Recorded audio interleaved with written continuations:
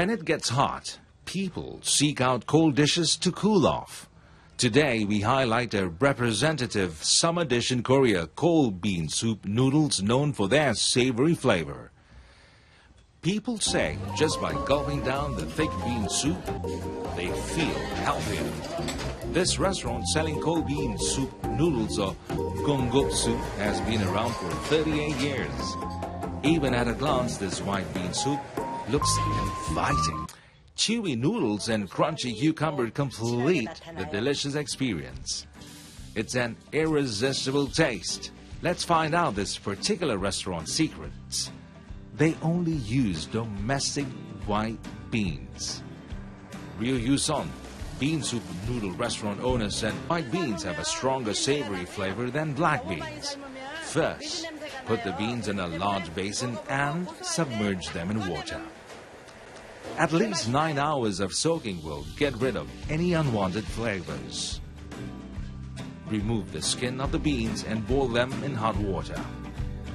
If the beans are not boiled thoroughly, they give off a fishy smell. If they are overboiled, they smell of fermented beans. So, sample a taste and stop boiling when you taste the savoriness. Then rinse the beans in cold water and grind them using a mechanical millstone which produces a beautiful liquid bean soup. Cool off the soup and it's ready to be served with some noodles. Customer Hong Sun-hee said, "It's so savory and cool. She feels energized." Making the soup from scratch can be a hassle which often prevents families from trying it at home.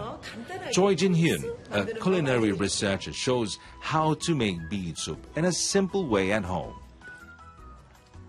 First, get a block of tofu, 500 milliliters of soybean milk and a handful of peanuts. Blend them in a mixer for about 20 seconds and the bean soup is ready to go. Just by adding a few more ingredients, you can completely transform the bean soup. If you add some cooked sweet pumpkin, you'll have pumpkin bean soup with a yellow silky texture. And if you add ground black sesame seed and blend with the bean soup, you'll get black sesame bean soup. Enjoy a cool, healthy summer with bean soup noodles. So, whether you spend hours preparing the ingredients, go for a quick option, or just sit back and enjoy it in a restaurant, Gogoksu or cold bean soup noodles is the go-to summer dish to cool off while restoring your strength. Yad's handicrafts such as rug, small carpets, kilim, terme, that's a gorgeous handmade silk tapestry, pottery, earthenware and ceramic are famous in Iran. Weaving has been one of the initial arts and industries of different tribes. There are evidences proving the existence of rug and kilim, a type of traditional hand-woven carpet, in ancient civilizations of Persian Plateau. The history of appearance of rug weaving in Iran dates back to 1500 to 2000 BC, while the history of appearance of kilim weaving in Iran reached 3000 BC, which is considered as the initial time of textile industry in Iran. Weaving kilim has been an introduction on appearance of rug weaving. Kilim is a kind of carpet without any lint, which is knitted by tying warp and woof. Usually, the warp of kilim is made of cotton, wool or silk, and the woof is often wool or silk, which are all used in different colors. Kilim is being weaved in different parts of Iran, and the distinction of kilim is based on the region and the type of kilim. Each region, according to its taste and feelings, creates a special design of color for kilim.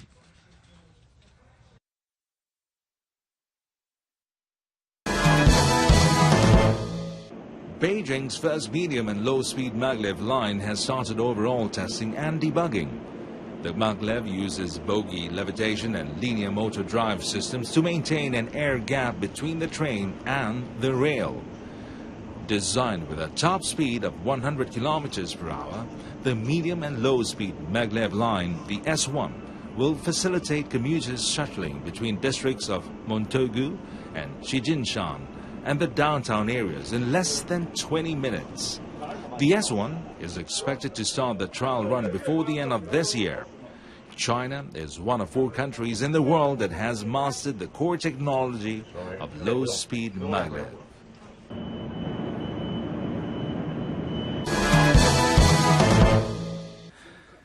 The International Eurasia Yacht Show is a stage where several products are put on show. These are about yachting, boating, sailboats, speedboats, jet ski, motorboats, marine equipment. This expo was opened onshore recently at Bodrum, Mughla, southwest of Turkey. A variety of luxurious boats were displayed at the expo, and these million-dollar boats attracted with great interest by maritime enthusiasts. The prices of the boats varied between 27,000 Turkish lira and 36 million Turkish liras. 180 boats ranging in size from 3 to 40 meters were offered for sale. Yachting enthusiasts from a total of 24 countries, especially the Gulf countries, visited the expo. There were also second-hand boats owned by Hollywood stars offered for sale.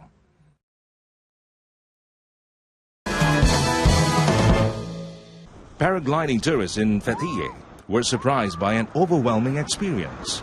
Only the brave can withstand the world-famous paragliding center, Babadag, and the Dead Sea region in Fethiye. It is visited each year by thousands of local and foreign tourists. Taking off at a height of 1,965 meters, the tourists will experience an unforgettable event of paragliding and enjoy the wonderful sight of the Mediterranean and the Dead Sea.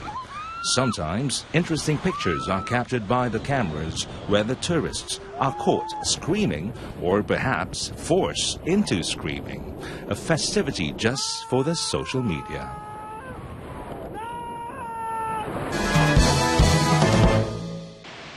Sightseers flock to Japan's highest dam to watch the spectacle of water gushing from it. An electric power company released water from Kurobe Dam in Toyama Prefecture, central Japan, from June to October of every year to the great enjoyment of visitors. The 186-meter-high structure was built in 1963 for power generation and other purposes. The operator says water was flowing out of the dam in the morning at the rate of 15 tons per second.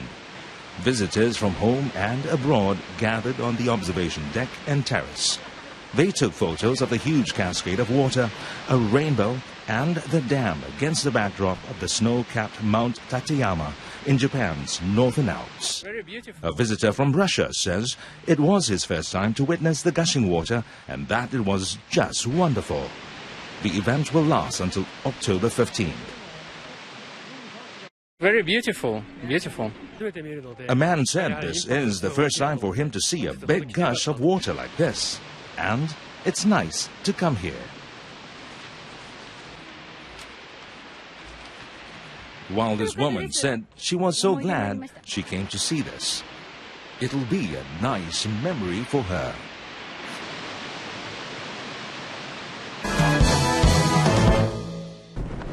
The climbing season started recently on the Yamanashi Prefecture side of Japan's highest mountain. Hikers can now trek up to the summit of Japan's highest peak. The Shizuoka side opened in middle July. The mountain straddles the 2 prefectures. A traditional ritual to pray for the safety of climbers also took place at a shrine on the mountain's 5th station. Mount Fuji was designated as a UNESCO World Heritage Site in 2013. Following the designation, the prefectural governments began to ask climbers to voluntarily pay a 1,000 yen admission fee. They are trying to raise funds to preserve the mountain and to enhance safety measures. The local governments are also planning to protect the environment by determining the desirable number of climbers per day. They are currently conducting a survey on how many people climb the iconic peak. A female climber said she will try next time on a sunny day and see the sunrise. Meanwhile, a male climber from Taiwan said he wasn't expecting such bad weather. It was a nice experience to climb the mountain for the first time. Thank you. Ganj carving is a unique and ancient form of artistic crafts of Uzbekistan. The art of Ganj carving in Central Asia and Uzbekistan represents the artistic style and the specific technical design of a unique school. The history of this craft dates back to the 3rd and 4th centuries. Ganj is a cementitious material made in Central Asia. It is made by burning special rock containing gypsum and clay. In ancient times, it was used as a plaster for the walls or a solution for sticking bricks. But boundless imagination and talent of craftsmen transformed the simple alabaster into an exquisite decoration for palaces and mosques. For many centuries, Ganj reached its heights of being a true art. Ganj is a light plaster, fast-setting, malleable while processing, and at the same time extremely hard when dry. It also has a nice velvety surface and a soft white color. The carver or ganjkor has more than a dozen of tools at hand to create the most complex patterns, such as the so-called pardoz is.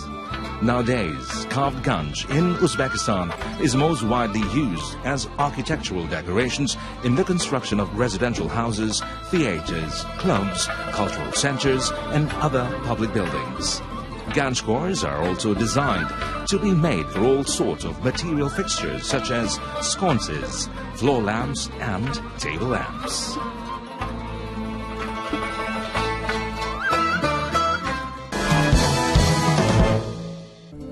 Uzbekistan's wood carving art originated as decorative work for wooden beams that were widely used in the ancient architecture of Uzbekistan.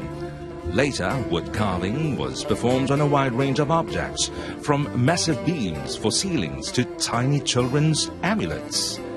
From times immemorial, such wood articles as jewelry boxes, kuticha, book holders, lavi, and carved tables were traditional crafts of the East. All of them show the beauty and wealth of traditional floral and geometric designs. Carvers use wood from trees such as elm, walnut, sycamore, juniper, and mulberry. Khiva, Bukhara, Samarkand, Tashkent, and Fergana were and are the renowned centers of wood carving. Each school is distinguished with its own approach of carving and patterns of ornament. Uzbekistan wood carving art is still developing and done on many traditional wood articles.